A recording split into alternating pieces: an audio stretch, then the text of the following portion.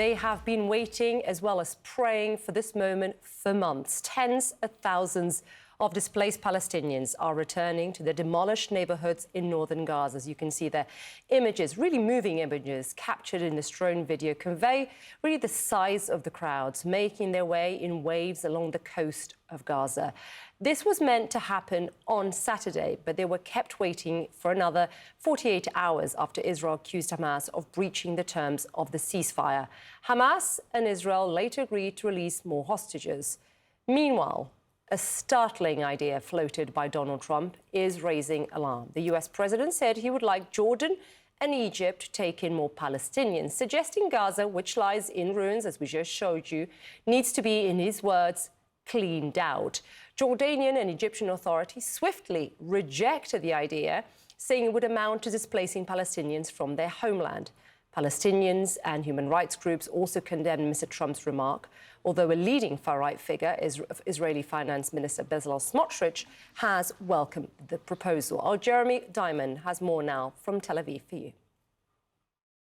Well, a checkpoint to northern Gaza was finally opened early this morning, and tens of thousands of Palestinians who lived in northern Gaza and have been displaced for months now finally beginning to make their way back home. It is an emotional journey for many, as we have seen people carrying all of their belongings with them in their hands on donkey carts or piling into buses to try and make their way to northern Gaza after so many months of displacement. What they are finding there, of course, is an enormous level of destruction, perhaps more than anywhere else in the Gaza Strip. But one after the other, the people who are returning home express their desire to go back, no matter what the conditions on the ground. They're expressing their connection to their homes in northern Gaza.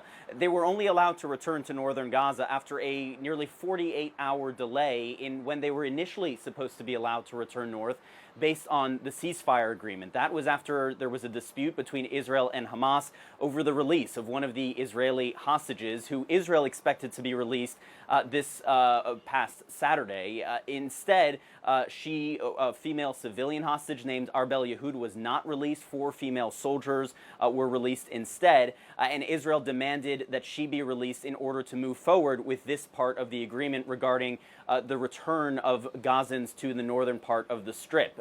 Arbel Yehud is indeed now expected to be released on Thursday, and with that agreement in place, Israel opened that checkpoint to allow Gazans to return to that part of the Strip. But as we are watching these images of people returning to this devastated section of the Gaza Strip, we are also now hearing comments from President Trump calling for the mass displacement of Palestinians from Gaza, for them to be moved to Egypt and Jordan, and saying that Gaza needs to be cleaned out.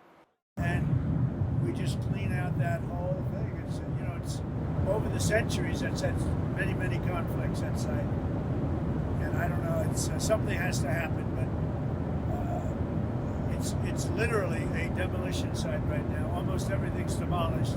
And President Trump says that he wants Egypt and Jordan to be a safe harbor for these Palestinians, but this has rings of notions of mass displacement that, of course, are triggering for many Palestinians who have suffered displacements over decades and decades in Israel and the Palestinian territories. And it's also a notion that's already been rejected by both Egypt and Jordan, as the Jordanian foreign minister says that Palestine is for Palestinians and Jordan is for Jordanians, rejecting any notions of mass displacement. We should also note that these ideas being spawned by Trump already have drawn a lot of favor here in Israel from right-wing ministers in the Israeli government who have talked about, quote, voluntary emigration for many, many months now. Those ideas, though, being soundly rejected in the region. Not clear what the path forward is for President Trump and his administration towards making that a reality. Jeremy Diamond, CNN, Tel Aviv. And now thanks to Jeremy for that report. Meanwhile, the United States says a separate ceasefire agreement between Israel and Hezbollah in Lebanon will be extended by 3 weeks to February 18th. Lebanese officials said Israeli forces killed at least 22 people and injured dozens more in southern Lebanon on Sunday. It came as thousands of people tried to return to their homes, defying an order by the Israeli military not to go back. Israel said Friday its forces will not withdraw as initially agreed, blaming Lebanon for failing to comply with the deal. For more on all these very fast-moving developments and all these strands, I want to bring in Firas Miksad. He's a senior director and a senior fellow at the Middle East Institute and joins us from Washington, D.C. Firas, great to have you back on the show. We'll speak about Lebanon in just a second, but I really want to pick up with what we heard from our Jeremy Diamond, really, in Tel Aviv, and those comments by President Trump of cleaning out the whole thing, speaking of the enclave. I mean, this is pretty alarming. Just frame this for us. Is this a slip of the tongue, or do you fear this is future U.S. policy? Thank you, Ela. Yeah, I actually recently just came back from meetings with senior officials in Jordan, and I could tell you, even when it comes to the Egyptians, that what President Trump is insinuating is simply not on the table and a non-starter. It touches on the very national security of both countries. In Jordan's case, almost some 60% of the population is believed to be of Palestinian origin. It's a very tight balancing act between those of Palestinian origins and those who are not. The Jordanian monarchy just will simply not accept this, despite the considerable leverage that President Trump has in trying to bring about this transfer of Palestinians from Gaza. This is in addition to the fact that the idea of transferring Palestinians out of their land is a very sensitive issue for Palestinians and part of the Palestinian national trauma and narrative. So we've seen President Trump make some comments like that before. In his first term, he mentioned withdrawing from Syria on a phone call with the Turkish president, had to eventually walk it back, given pushback from within his administration. I wouldn't be surprised if something like that happens in the weeks down the road. Yeah, and look, we've heard from Hanan Ashwari, Dr. Hanan Ashwari, famed Palestinian activist, scholar, politician as well. And she says, note to President Trump, this is on X, Palestine, including Gaza, the West Bank and Jerusalem, is the land of the Palestinian people. It's where they live and where they belong. They're not pawns, she says, in a chess game. To ethnically cleanse them is not only inhuman and a war crime, but it also presents a dangerous threat to the stability of the whole region and to the sovereignty of neighboring states. That's how to start wars, not end them. So let me pick up really with, what you got when you were out in the Middle East, because as we well know, the US gives significant amounts of aid to Egypt and to Jordan. Could Trump, who, as we've seen, as we well known for us, is a very transactional president, could he pull this aid if countries continue to refuse taking in Palestinians? Well, at this point, Ela, President Trump has given a directive to stop all foreign aid, all foreign U.S. aid, with the exception of Egypt and Israel, because of that crucial peace treaty that's been in place since 1979, and in many ways which the U.S. underwrites. Jordan, the U.S. assistance to Jordan is a lifeline. And so there will be serious questions if, in fact, President Trump wants to bring that leverage to bear to try and force Jordan to take on more Palestinians, whether Jordan can survive by finding means of aid elsewhere in the region, particularly the rich Gulf states, Saudi Arabia, the UAE, and others. But this is no doubt a very difficult position for perhaps America's leading Arab ally to find itself in. And yes, President Trump is going to try to push for that.